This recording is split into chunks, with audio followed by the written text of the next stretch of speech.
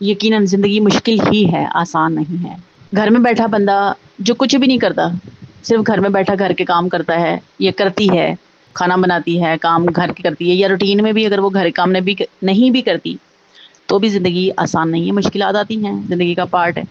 یہ وہ زندگی بڑی نارمل سی زندگی جس کا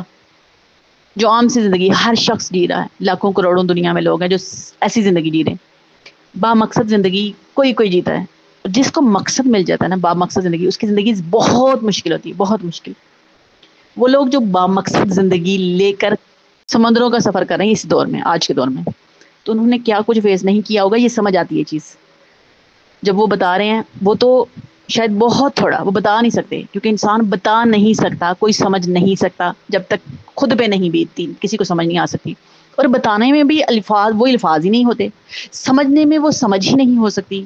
انسان کی عقل وہاں تک پہنچ ہی نہیں سکتی۔ جو فیس کرنے کی چیزیں کچھ اور ہی ہوتی ہیں، کچھ اور ہی معاملات ہیں، ان کو یا تو وہ شخص جانتا ہے جو جس دور سے گزرا ہو، یا پھر اس کا مالک جانتا ہے، وہ رب جانتا ہے۔ تو یقیناً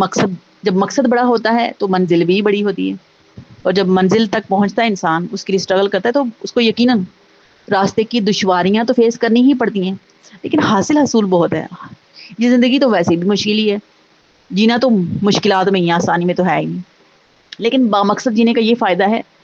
کہ بہت ممکن ہے آخرت آسان ہو جائے، دنیا میں یاد رکھا جائے۔ انسان ویسے بھی سیٹسفائیڈ ہوتا ہے جب اس کو مقصد ملتا ہے، تب اس کو اندازہ ہوتا ہے کہ مقصد میں کتنا اطمینان، کتنی خوشی، کتنی سیٹسفیکشن ہے، جو کہ بے مقصد زندگی گزارنے میں نہیں ہے۔